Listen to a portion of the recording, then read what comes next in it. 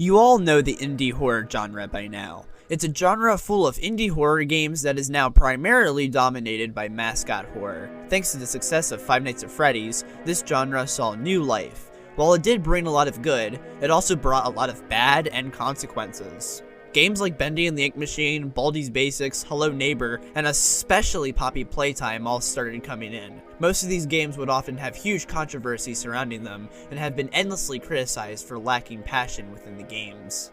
Poppy Playtime has always been the biggest example for me due to how at least the first chapter of the game was initially a 30-minute tech demo for $5, on top of that with ridiculous merch, a movie deal, and just all of that literally before the release of the second chapter. Even worse was the controversy surrounding the game that was going on, like the NFTs and the bullying of Eckroaster. In terms of the game itself, it was like I already said, a 30-minute tech demo that had the bare minimum fetch quests and lackluster gameplay everywhere else that felt so copied from games of before, like Bendy. Characters like Huggy Wuggy popularized a style of character design in these newer games that felt like they were only just designed the way they were to be as marketable to people as possible, which was a huge contrast to games like FNAF, where the character designs were made to serve a purpose within the game. Hell, even Bendy's character designs were meant to serve a purpose within its game.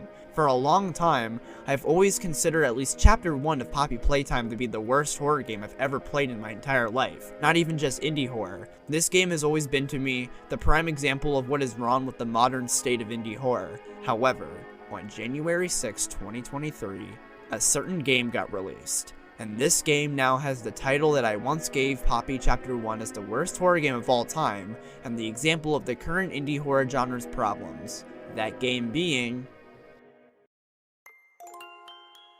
This game is just outright dog shit. It sucks. As a game, it's too short for what it is, the minimum runtime being 20 to 30 minutes. The gameplay is extremely bare bones and lackluster, and it lacks any tension or suspense throughout it, at least any that's well executed. The game consists of mind-numbing fetch quests that are completely tedious. The Oplia bird chase near the end of the game is so lame and so uneventful. Terrible jump scare too.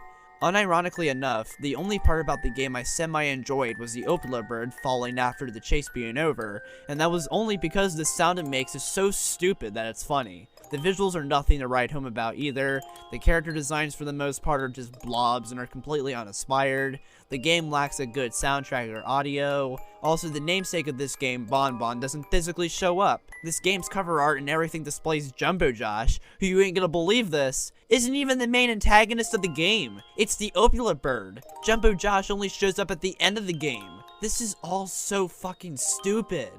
However though, with all of this, I'm pretty sure you can start to see where this is all going. Garten of BanBan is quite simply a shameless ripoff of Poppy Playtime. It's got literally everything. A character design only made for recognition and not to serve as a genuinely frightening horror mascot, gameplay full of fetch quests, a chase with the enemy of the game as the climax, a similar visual style, the short runtime. It's all so similar. There is even a part where the Oplia bird looks at the player from a far distance in the hallway and goes away as soon as you get close to it, which is very similar to how when you go through a hallway in the beginning of Poppy Playtime Chapter 1, Huggy Wuggy's hand is there and goes away when the player gets close. It's the exact damn same, just a hand instead of a head. And if we're gonna get even more specific and technical, this game has a gameplay gimmick. What do I mean by this? I'm referring to the drone. This is literally similar to how Poppy Playtime has the grab pack. It's a fucking gameplay gimmick. Player uses an item they get from the beginning of the game to basically get around most areas of the game, and a lot of the game's fetch quests and puzzles require this item to progress. It's a formula at this point. And I have not gotten to, by far, the worst part about this game, and the biggest point to why this game is a complete ripoff of Poppy Playtime. And I saved this for last because it is by far my biggest reason and point as to why I personally believe that the Garten of BanBan is exactly what is wrong with the modern state of the indie horror genre. On the main menu of the game, there is a fucking merch button. That already is a red flag. And when you go to it, I kid you not, almost all of this merchandise is overpriced as hell. $50 fucking for a sweatshirt of a shittily drawn Jumbo Josh in the corner of the sweatshirt. Same for the Opila bird one. This whole merch situation is the living proof for the fact that the Garten of BanBan was only made for clout, attention, recognition, for a buck, and nothing else. It wasn't made out of passion or love or anything heartfelt like that. When this game was being made, it was being made to sell merch. It was made to appease overreacting and clickbait YouTubers, and quite frankly, that is unfortunately where the indie horror genre is at right now. Back when the first Five Nights at Freddy's came out, you can tell that Scott Cawthon, regardless what you think of him now, put passion and effort and work into making his game of quality. He gave a shit. He cared. Freddy, Bonnie, Chica, and Foxy are iconic characters for a reason. They weren't made for merch. They were made to be terrifying characters for a horror game. As much as people give shit to Bendy now, Bendy, Boris, Alice Angel, and all of those characters are iconic too, because they were made with a vision that didn't involve money tactics or merch or NFTs or any of that bullshit. Baldi's iconic too for the same reason. Even Hello Neighbor, despite what it became, the neighbor became a memorable character for people because of how he was handled in the earliest versions of his game. He served as a stereotypical creepy neighbor. Sure, Huggy Wuggy can be considered an icon now too, but that's because he was made to be that. He was made to be clickbait material. He was made to be seen as eye candy for kids when they're at a store and they see plushies of him and want to buy him. And I see the cast of Garten of BanBan going down a similar path, and I expect that because that's his purpose. And at that point, why even bother supporting these games?